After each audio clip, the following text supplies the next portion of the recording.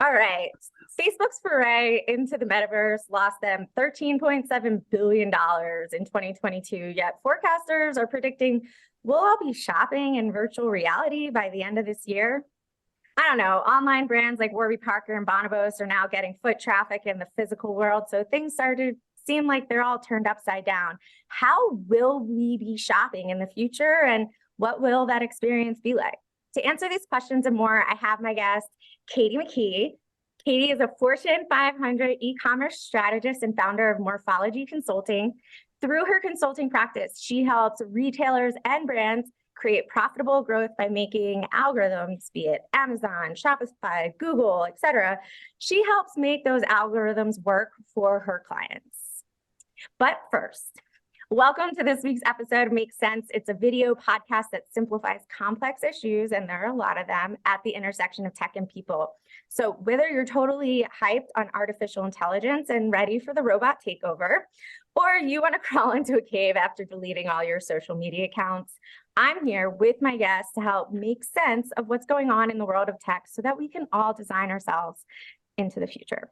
My name is Lindsay Tavis. I'm a product market fit strategist and innovation advisor. I've always been obsessed with designing technology for people. So let's get started. Katie, welcome. I've been looking forward to our conversation for a while now. Same. This is going to be a good one. Thank you so much for having me. Yeah, particularly since I think we're what some might say internet friends, since we've known each other for almost 2 years, but we haven't met in real life. How are you? I'm good. How are you? I'm doing great. Again, awesome. Like so happy to have you on this. Makes sense in its early days. E-commerce, I think, is something everyone can, relate to, and there's headlines every day on how the experience is changing, and blunders and cool things. And so I want to get down to it and talk to you about all the things that we're seeing in tech with e-commerce. Today, you're going to be a little bit of a guinea pig because I'm going to introduce segments into the program. Are you cool with that? I'm excited. Let's do it. Awesome. That's what I like to hear. So let's start with the segment, what does the future hold? So this is where I call out interesting predictions for this year, and the experts, my guests, tell us their hot take. Will it happen? What's real about this? What's not real about this? Give us a few sentences on the inside scoop, or hit us with the hard truth. So first, big trend, in-person and online retail will tie the knot. Will it happen? Won't it happen? What does it even mean? I mean, I hope it'll happen. I will say that I think a lot of retailers are still stuck in those are different customers, or they're different channels, and internally in their businesses, they're different teams of people. And that really does make the crossover hard. So a lot of them did BOPIS, the buy online, pick up in store, and that's very successful. I think where retailers need to get to, and they aren't there yet, is that it's the same person. They're not different buckets of people. So that person needs to get their needs met in similar ways, if not the same ways, in both of those locations. And I think retailers are still working towards creating cohesive teams that are able to make those experiences happen. So I think they want it to happen. I don't know if it will happen in 23. Are there any trendsetters that you think are doing it really well? Tractor Supply Co. does an amazing job, which is always funny when you talk about it. I'm not familiar, but let's go. Yes. They do a phenomenal job. They're very clear on who their customer is. They don't have different pricing. They don't have different messaging.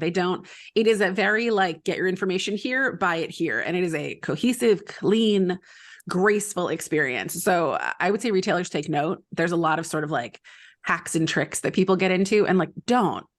Because it's the same person.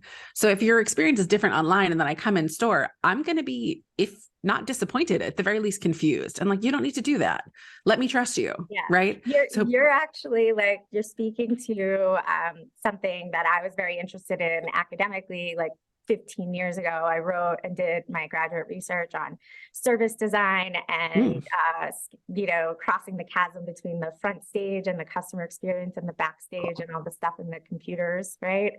And for sure, the perception of quality, take it easy like this.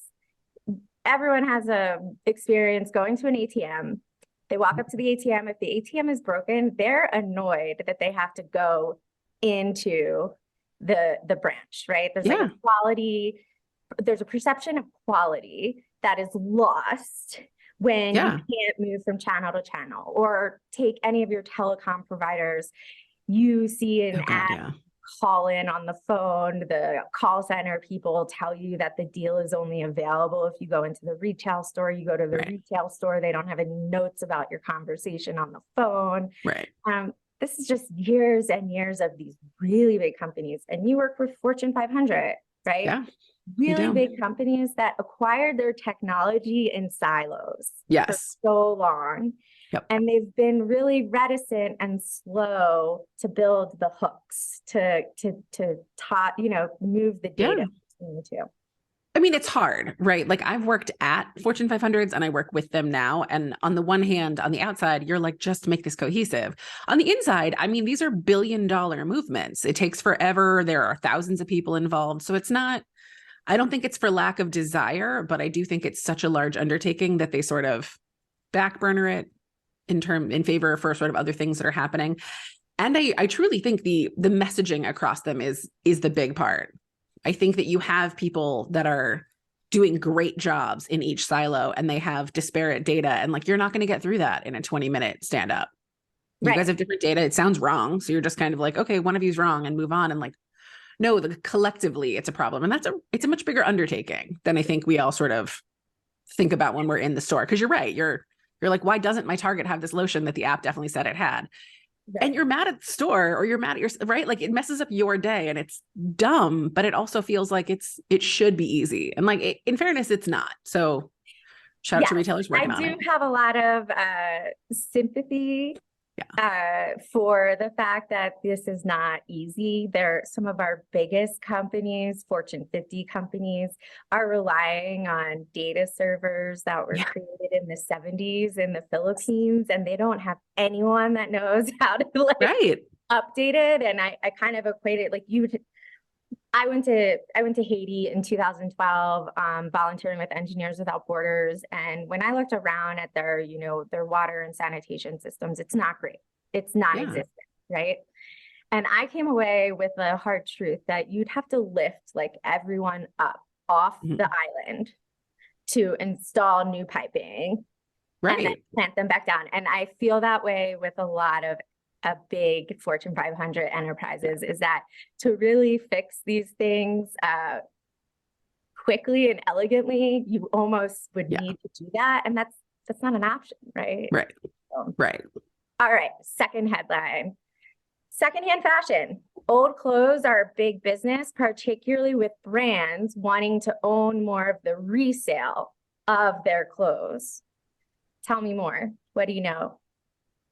It's great from a sustainability push. So like from a consumer perspective, sometimes it's more affordable. Sometimes it's not. Chanel resale bags are an absurd cost. So, pick your battle. Sometimes it's thrifting and more affordable and you get cool clothes.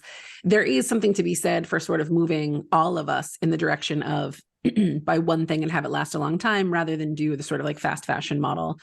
I think for brands, truthfully, I think it's a mixed bag. I think brands sort of weren't going to bother with the infrastructure a couple of years ago because it was expensive and it's time consuming and it's hard. It's a lot of logistics. And now there's a lot of money in it. Having an entire generation of people be super into thrifting and super into the idea of resale and a big subset of people pushing for sustainability that brands sort of needed to get in the game. I do think they're focused a little too heavily on where they can get their profits versus how they can streamline this process. But again, it's a heavy lift. It would be a very heavy lift to have your own program for this. And I think there's not a lot you can do with an outside center. Like you have to trust that, say the real is authenticating everything and that they're taking good care of it and that it's shipping out and that they have insurance on it and the warehouses are clean. And like, those are all big ifs, right? And that's dangerous in terms of business. So I think brands are sort of piecemealing it. Yeah, I think from what I understand of the e-commerce business, I think there's some brands that are going to partner with your Poshmarks and the RealReals and ThredUp, maybe to take advantage of the fact that the e-commerce places have some authentication in place. But I will tell you from what I understand from e-commerce, I've had two different startup founders in this space, that authentication is where the e-commerce companies lose the most money. right? Yeah. Because you've got some where the product is purchased, but then it needs to go to a warehouse to be authenticated before it's like passed over. And then there's all these shipping costs. Right. The product isn't real. At the same time, I've started to see, for instance, I went to an REI up here in the Rocky Mountains, and they, in their sales section, have a secondhand shelf, right? Yeah. And so maybe they have some authentication they're able to do right in store. So rather than dropping your stuff off at the local Goodwill, you could bring it over to the REI, maybe consign it there. The higher end brands, I think, when you're talking about a Chanel or Gucci that, want to really keep the integrity of their intellectual property, might want to bring some of it in-house. We'll see. Do we want them to like work more on the secondhand piece or on cleaning up their supply chain and not throwing away so much material in their production process? Right. Or the dye process or whatever else. Yeah. I think it behooves brands like REI who, one, you probably have it in your customer database that if the person bought from me and they bought the jacket last season, like I know what jacket it is. I can see if it needs a new zipper or whatever. LL Bean, any of the brands who are used to doing small repairs in shop. Like I've worked for several brands in sort of that tier, and like the shop person is putting new wheels on your luggage or is like cleaning up the handles or what have you. And like that is a great environment. Your staff is fully trained to already do this. I've also worked in luxury though, and authenticating luxury is incredibly difficult. There are some picture perfect knockoffs out there, and to re-put your label on it is dangerous. Often not a smart choice. So I would say those brands probably wouldn't want to. It is very hard at that level, but that like mid-level or things like electronics, like a well-loved old stereo that you just cleaned, of course. Right? Like a TV, air fryer. I think Amazon does a lot of this actually in their luxury shop and in their mid-level shop, where they take things back and they just confirm that they work again and it's a lower price, like a used computer, a used, Apple like does ring light. that with their refurbished products, right? Right. Yeah. All right. So third headline, a startup called Imperia. Now, I know we hear about startups all the time. So like this could be one you never heard of. There's so many. Just raised a 10 million Series A to create virtual reality shopping experiences. And some of the names that they were associated with in the press release were these high-end Chanel, Dior brands. So will we be shopping in the metaverse by the end of the year, and will we like it? I think people do like it, and it is pretty popular now, especially with younger generations. Like PacSun has a booming metaverse business where you buy like it's wild, and they make a ton of money. It's a very profitable line of revenue for them, where people in their like Roblox, they put on cute outfits from PacSun. So I think there's an appetite for it. And I think in the luxury space, it's fun. Like it would be cute to have your little skateboarding avatar have a Chanel boy bag. So I think there's an element to it. I think my personal take from a luxury standpoint is that you get a ton of PR for doing it, and lots of press is good press, and spending money on an environment that you can fully control. I mean, these houses have tons of designers in them and the attention to detail. So it's possible to make a really beautiful, heavily branded experience that's like fun and cool to go to. In terms of it being like functionally valuable in your customer pipeline, probably not. But I think it is a different subset of people, and they probably would enjoy it. Yeah, I'm very curious to figure out who these people are. Now, if you're listening to this and you follow Katie or myself or both of us on LinkedIn, I did post about one use case that I'd be really excited about for metaverse shopping, which is makeup, right? Because we can't see that. But like if you're at CVS and you like one color and you want to see the shades that are slightly darker, slightly lighter, it's really hard to do that in the flat, like scrolling experience of you might have on a Walgreens or a CVS. And I know that a lot of thought, and you were in merchandising, I think, or buying, I'm getting my terms mixed up, but like selecting products and putting those like end caps together. And there's a lot of thought that goes into those that does not make its way onto like a flat e-commerce experience. Right. So I think it's interesting though that this like startups investment is for and the PR is for these, you know, luxury brands, but the first one that you said was really successful is PacSun, which is a totally different buyer and experience. Yeah. Yeah. I mean, I think it dovetails better. Like the PacSun shopper is younger. They probably were already in the video game. They were already in the metaverse. And it was just like a cool add-on to them. Whereas I think people in perhaps our demographic need a little bit more training and use case. I don't personally play video games, so I'm not already bought into the idea of doing it, but I have been in e-commerce forever. And I love a virtual try on. Like I would love you to like put the lipstick on me, the hair color on me. I would say I haven't seen too many good ones come through.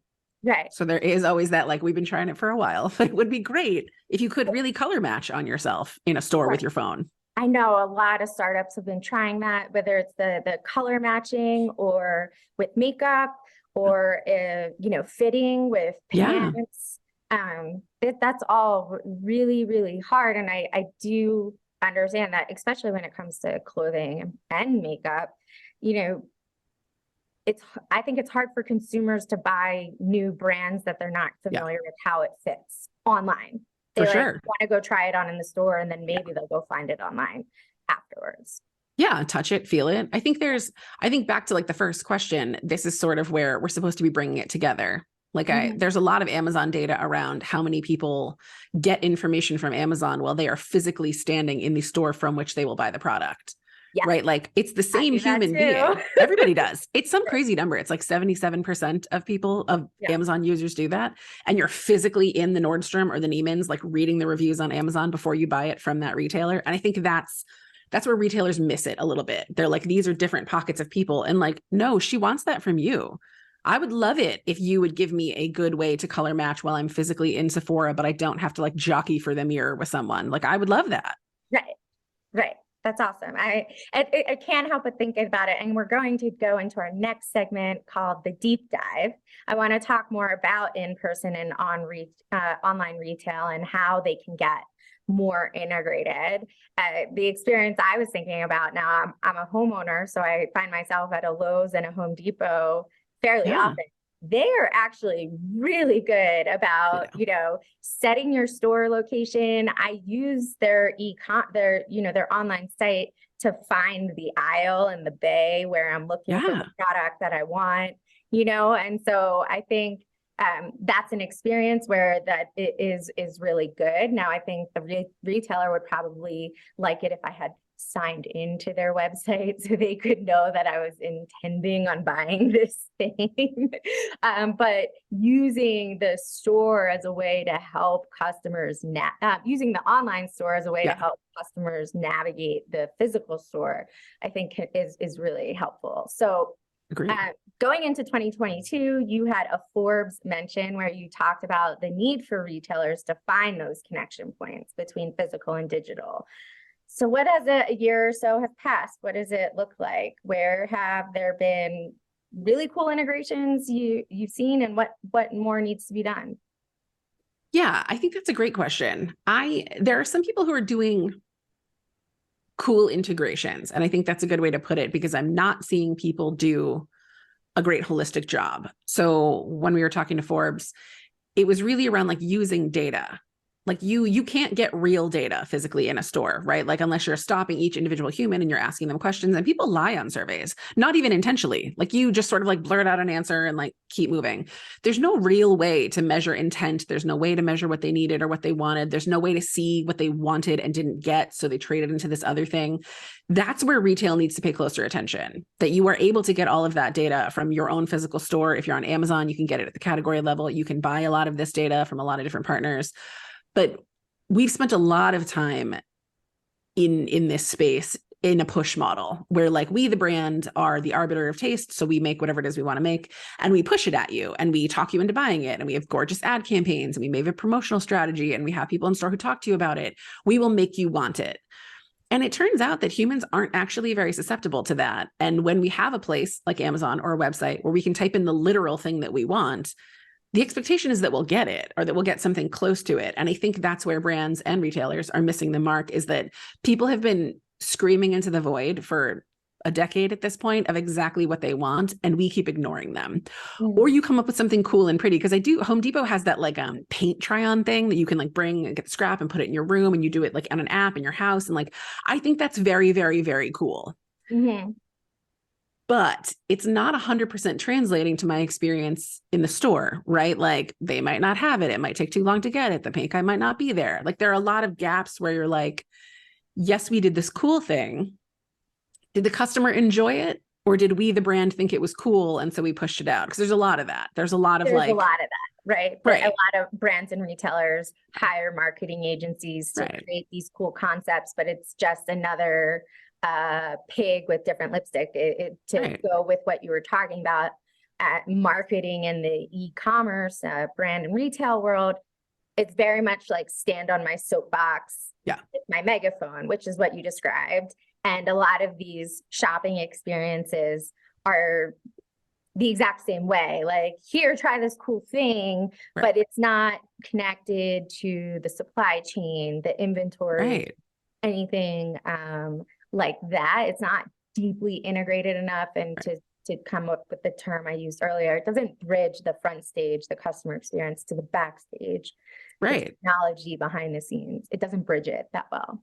Yeah. And customers get frustrated, right? Like we all want to be sold to. And I think this is like a psychological thing that we've said the opposite of for a long time, where people hate being sold to. No, they don't. People love being sold to.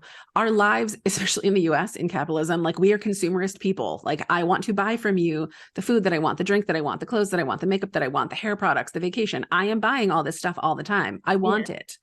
If you sell it, I want you right in front of me. I want you right up in my grill being like, here you go. Make it quick, make it easy. What happens is we spend a lot of time thinking, for some reason people don't, and that we need to like trick them into it, and we'll do it with like all this different like flash and excitement. That sucks. That is like manipulative. It feels gross. You're like, why are you trying so hard? Like you said, when you're in Lowe's and they're mad that you don't sign in, you don't need to sign in. Right. You're physically in store. You are showing your intent for the product. Why are we putting in these weird friction points? And the friction points have that gross, like, oh, you don't want to help me. You're not here to solve my problem. You don't care about me. You want my money. And it could be for anything. And that's where people get mad, but they want to give you money.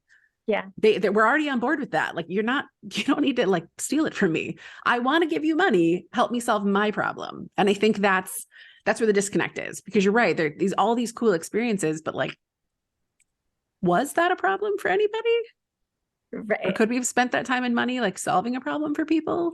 I like love everything you're saying. If there are experience and service design, whether you're digital or physical design people listening to this, like Katie is capturing emotions and from the customer's perspective that you must understand when you're designing these digital experiences or experiences that cross multiple touch points. And I love everything you're saying, because I've always said that I'm, passionate about designing technology for people to support what they want to do, not change what they do altogether.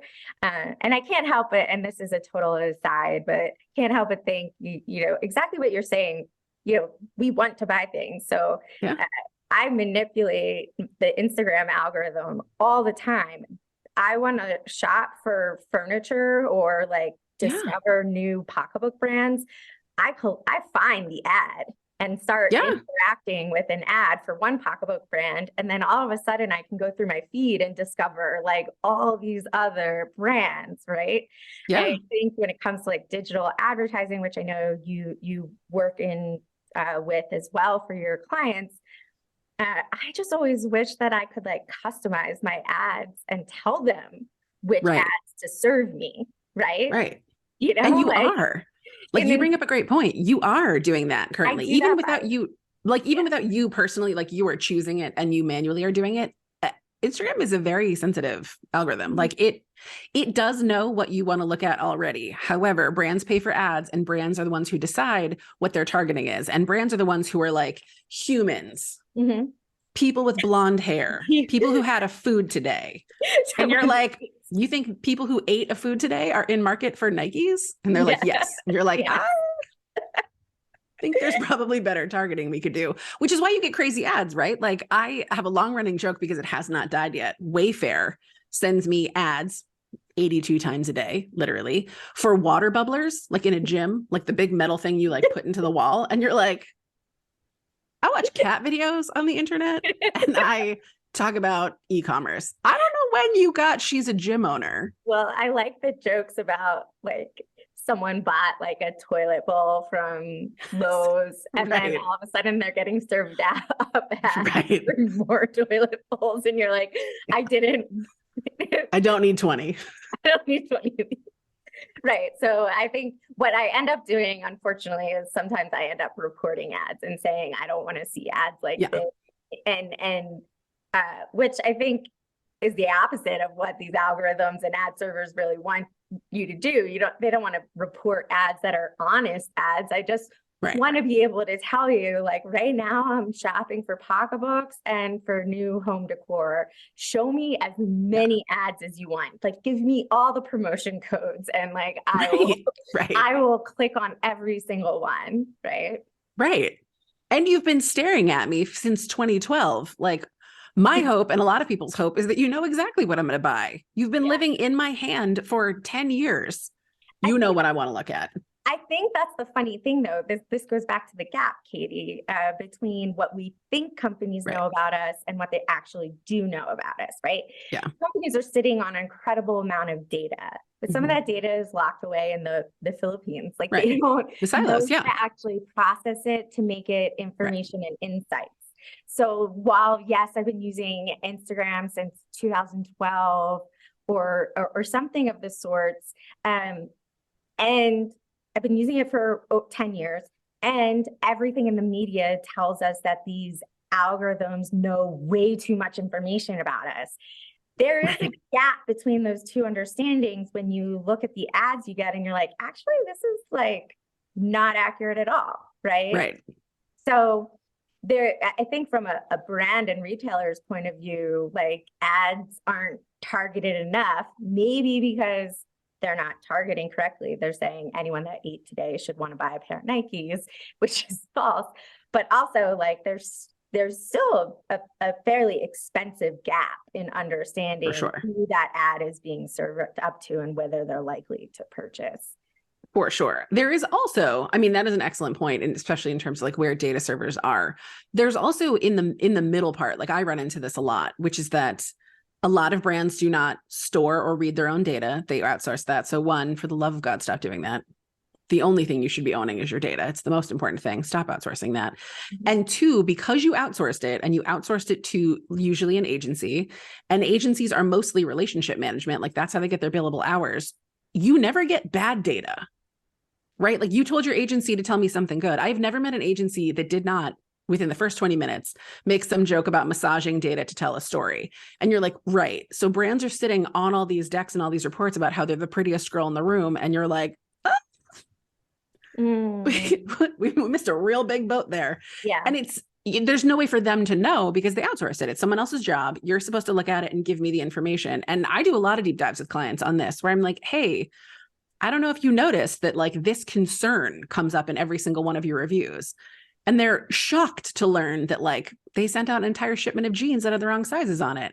And they're super mad that the agency didn't tell them. And you're like, you pay the agency to be nice to you. And you got to be honest about that. You're paying them to take you to dinner and be nice to you.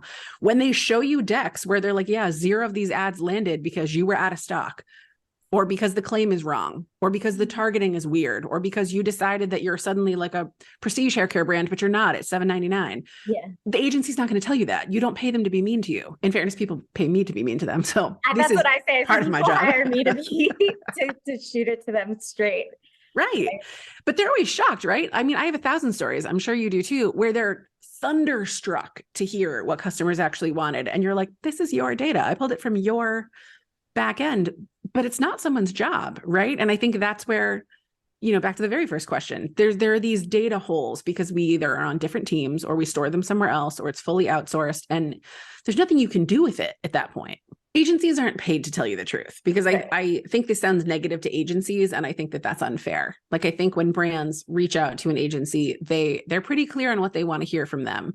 and agencies are on billable hours and they're on percent of spend. And like the whole model sort of assumes that the brand is like paying attention and knows what they're doing. And a lot of them don't, because you outsourced that task. And like, that's not a morally bad thing either. Like, you didn't have staff on hand. That's what agencies are for. You outsourced it, but the buck doesn't need to stop with someone. And it's not going to be the agency. Right. Like they're paid to give you pretty decks that say nice things in them. If that's not true, no one is saying it to you and you won't know. Right. Like an agency is not going to have, I did this for someone semi-recently where I downloaded all of their back-end category level Amazon data. And I was like, here are all the holes. And they were so upset. They were so upset their agency never told them. And it was like, your agency is an expert in buying media for you. They are not an expert in pants. Yeah. even if they read every line of this, there's no reason that they would know that like that is a problem. And you don't pay them for that. Right. So like a little self-awareness on like, if you want it, it should be in-house. I'm firmly in the camp of that, which would take me out of a job, but I am firmly in the camp of that. There are people you pay to be very blunt with you, like you and me. There are people that you pay to be nice to you, like agencies. And you need to be like emotionally ready for that in each meeting that you're in. Well, there's a lot of ego involved in all of this. And when you're looking at a Fortune 500 company and the agency's reporting to a middle manager who wants to do the job, they want to report all good things, right? I couldn't help but think of an example of, again, where we think the company knows a lot of information about us as a consumer, but they actually don't. And this is actually on the flip side. So what we've talked about so far is the actual data, the numbers, the bytes, the bits, the stuff that's stored in databases. But I worked for a company, did some work for a Fortune 50 company where they were starting out on a project to redo the self-service settings of their website. You know, they want to make sure that they want to encourage more people to self-service instead of calling, because those calls are $2-3 a pop for every call, so it gets expensive. But when I was talking to the team that were the designers and product managers meant to kind of reimagine this, you know, none of them, like the employee themselves, none of them had the knowledge that was captured in that SharePoint of all the qualitative research, focus groups, user research, you know, reports from the past 3 years. None of them actually had that knowledge, right? They're new to the company. They weren't there when that research happened. So the first thing we did was a 2-hour workshop. I printed out every single one of those decks that I could find on the SharePoint and had teams like go through and come out with like, what are the things that we learned, and put together all of the themes and figure out what the main problem was that we needed to solve for. Right. And so it's the qualitative data, the insights aren't, you know, is shared just as much as data, not insights, until people sit down and take the time to like review it. Right.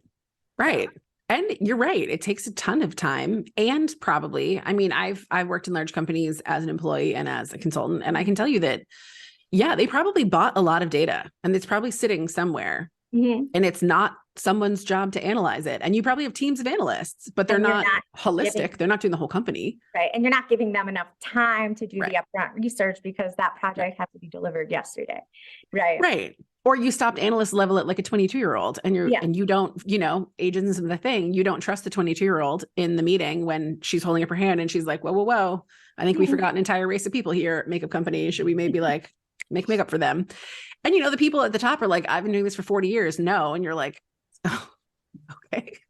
You know, like, how hard is she going to fight? She makes $50K a year, you know, like it's an interesting setup. And you're right. It's egos. There's a lot of, always comes back to that. And, you know, it's someone's job security for that to be wrong. And you're right about that too. Like there's a lot of people in the middle whose entire job is based on the fact that we don't be more efficient like with that. Reporting positive stuff. So the next segment, how did we get here and where do we go from here? So technology, it moves super fast, even though everything we've been talking about is like, actually, it's a lot slower than you think.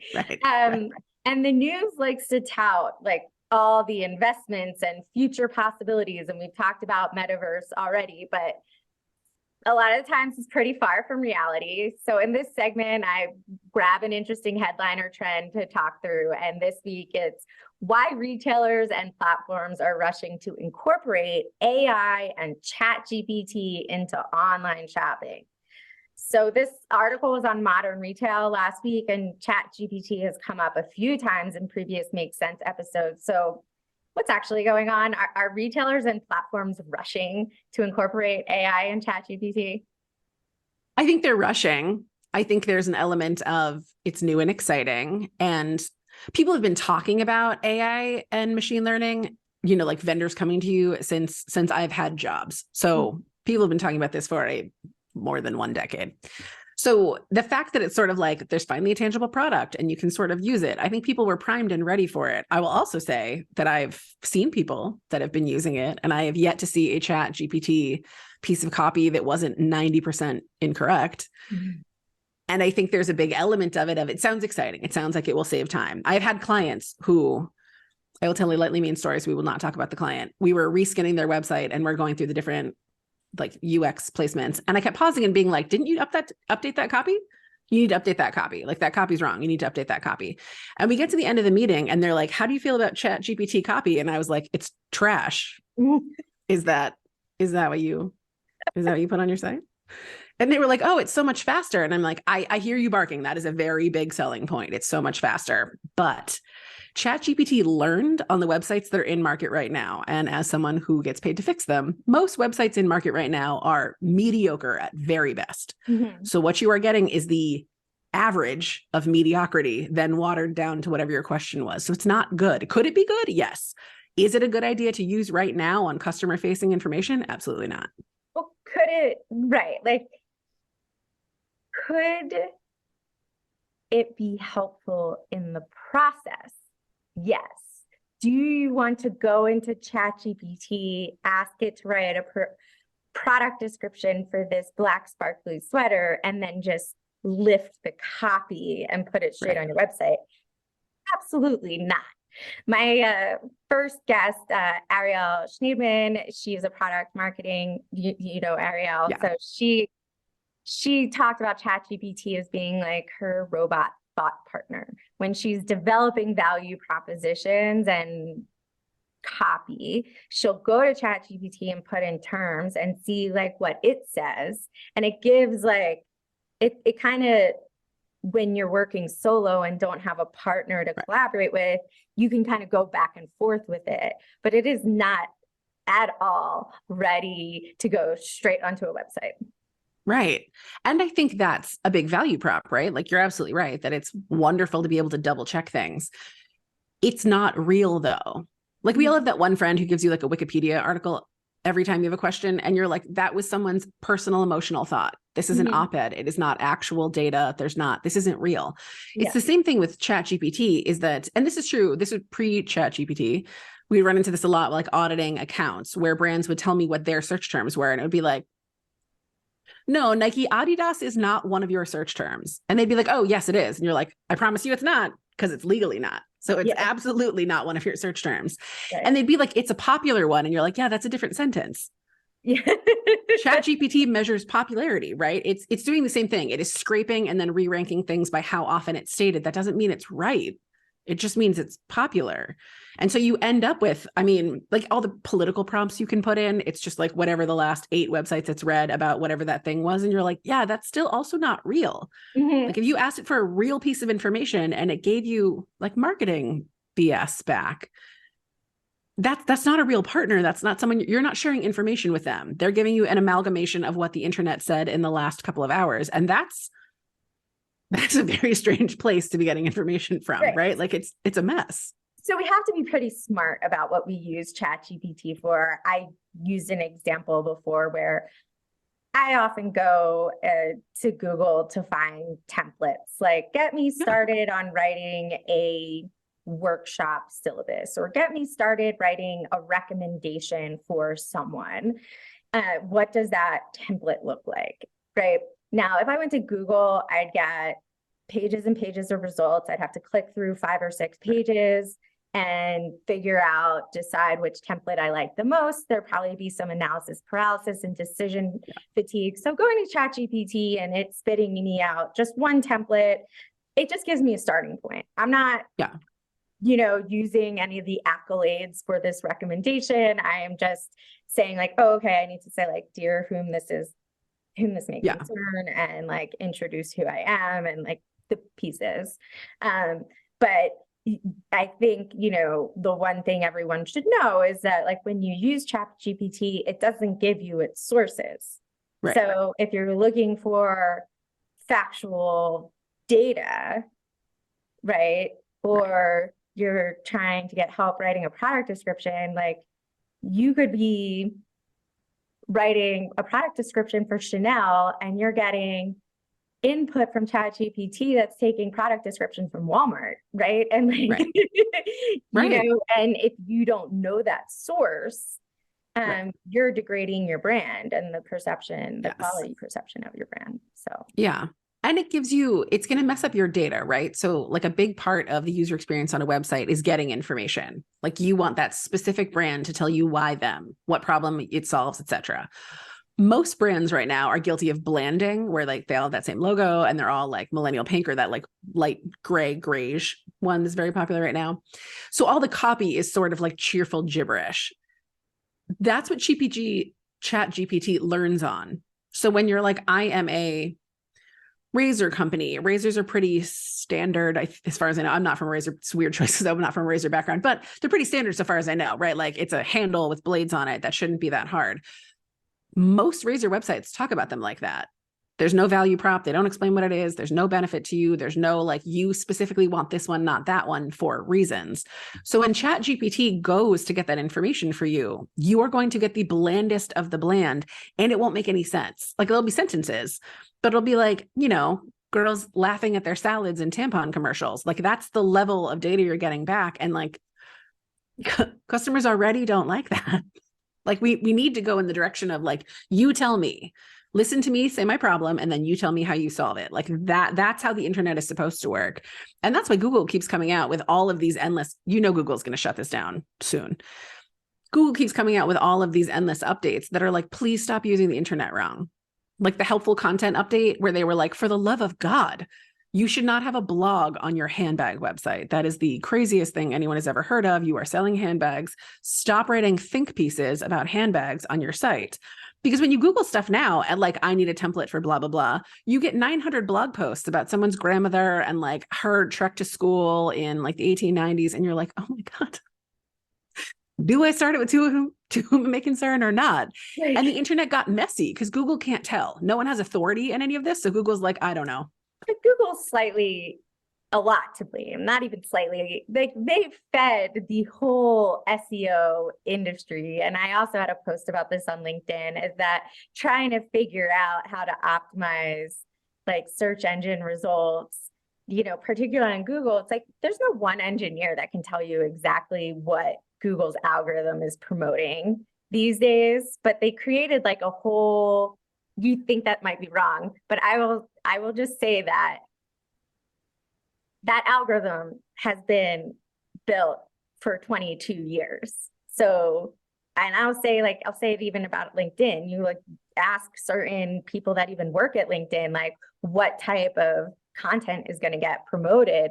And there's thousands of blogs that will tell you what algorithm updates and what you should be doing. And the people at LinkedIn are like, quality, start a conversation, blah, blah, blah, blah, blah, right? And it's a crapshoot. It's like I said in this one post, it's like putting a quarter into a slot machine and pulling and thinking that you can figure out what the next spin is going to be so that you can win. I appreciate that perspective. I come from a different one, which is that Google is super clear on what their algorithm wants. They write it down. It is public information. You can just download it and read it. What Google says, though, is still the truth. Mm-hmm. And that's really hard for a lot of brands, for all the points that you brought up, that people want to get ahead and you want to get your search engine results higher and you want to trick, you want to hack, you want to find a way to do it so that like you get extra. Like from Google's perspective, you only do probably one or two things. right? And if you're like Nike, you're like, no, I do everything under the sun. Nike.com, I love to talk smack about Nike. Nike.com is a hideous website that has a terrible rank, and they spend tons of money on SEM because Google has no idea who they are. That's weird. You're a gigantic company with a ton of money. You could just do it correctly, but no one follows the directions, right? So like all of the sort of like theories around it are like how to hack it. And again, back to your point earlier, like that's an ego. You should not ever be conquesting your competitive partners. That's weird. You don't do what they do. You should be explaining what you do for your customers, and that's it. And then you need to be realistic that there are a billion of you. So you're getting 1/1000th of the traffic. So what happened is that people were like, Google had some great posts about this from back in the day, where they were like, it used to just be Boolean, right? Like you would put in your search term. I would put in cat video, and I would hope to get cat videos back. And people immediately were like, oh, I want to sell more sunglasses, so I will put cat video 400 times on my website. This is a real use case, by the way. And it was used for phishing all the time because people came to the internet for cat videos. It was the number one use. And the number two was how to kiss, which I think is very funny. But like back in the day, everyone on earth correctly wanted cat videos. And brands were like, oh, I'll just keyword stuff cat video all over my sunglasses site, which is actually a front for like money laundering. And Google was like, Jesus, what are you doing? Right. That's what all their updates are. They keep being like, could you, for the love of God, just follow the directions? And LinkedIn too. I mean, I use LinkedIn for business. LinkedIn is very clear. They're like, you should talk to your audience only about stuff that you're good at. Yeah. And we're all like, well, my audience is only 100 people. So like, right. I probably want to branch out a little bit. Like you'll get advice with LinkedIn specifically, like don't put a link in the post, put a link in the comments. But then I've had people that have put a link in the post and have 20, 30,000 views, you know? So like there's things that, you know, with algorithms, I think we have to admit there's just things that are not absolute truths, right? They can give us rules, and I can strictly only talk about sunglasses on my sunglasses website. But like, maybe I did put all tags on all my images and write good descriptions. Maybe I didn't. I'm still not showing up on the first page. Like there is an absolute win on it. There's a lot of competition, but everything you just said about competition is so true because, and there's a video, I hope I will link to it in the comment, link to it on the video or in the description, where I talk about, you know, the worst thing you can do is get too obsessed with your competition. For sure. You should focus on who you are and the unique snowflake you are and what only you can offer to your audience. And that for sure, 100% differentiators in the product copy description. Like if you use ChatGPT, it's not going to accentuate why people should buy, you know, one sunglass brand over the other. So yeah, 100%. Running out of time. I've had so much fun talking to you. Same. I wanted to get to your entrepreneurial story yourself, but this is like running a little over. Maybe you could tell us, just because you've been an entrepreneur for 9 years, you know, lots of people want to hear origin stories and how you took the leap. I didn't really take a leap. I got pushed over the edge.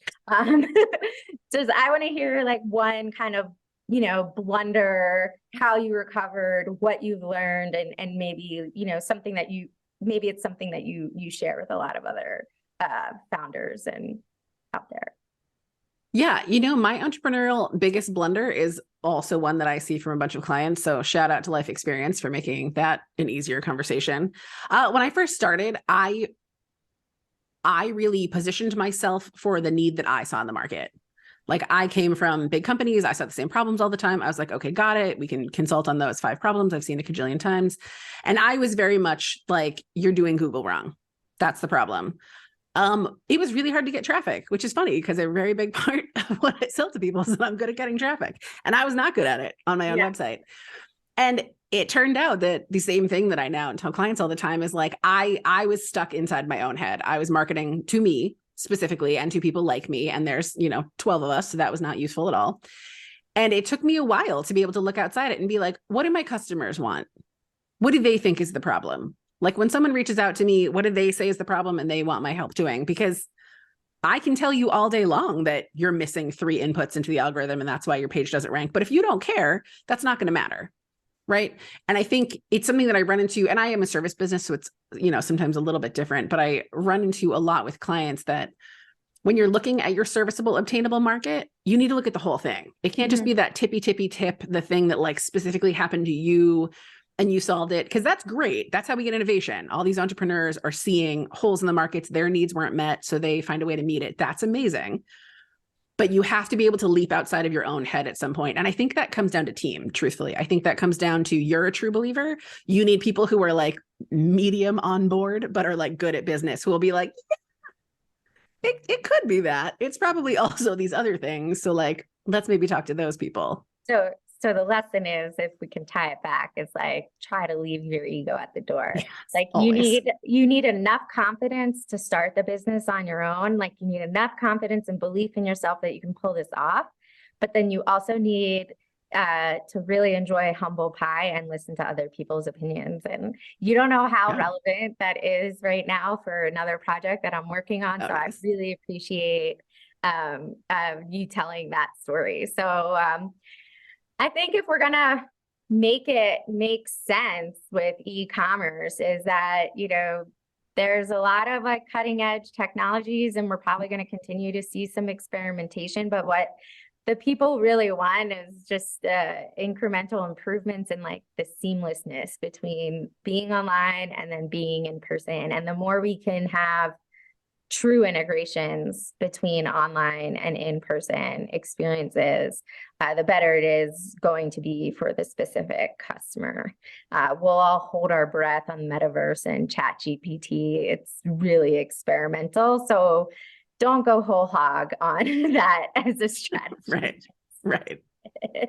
So thank you, Katie. And thank you to everyone listening to Make Sense with me, your host, Lindsay Tavis, and our guest, Katie Mckee. Katie, where can people find you online? Morphologyconsulting.com is an easy way to do it. I'm also on Twitter under my own name, Catherine_McKee, and I'm on LinkedIn with Lindsay. Again, Catherine McKee. So I will see you guys in the internet trenches. And thank you so much for having me. This has been so great. You're welcome. So if you want to continue to be the smartest person in the room, hit the subscribe button for next week's episode. I'm in the early days with this, with Make Sense specifically, and every subscriber on YouTube makes a huge difference. As always, you can check out all the links and resources in the show notes. That's all for this episode. Catch up with you all next time. Thank you, Katie, for joining me. Thank you so much.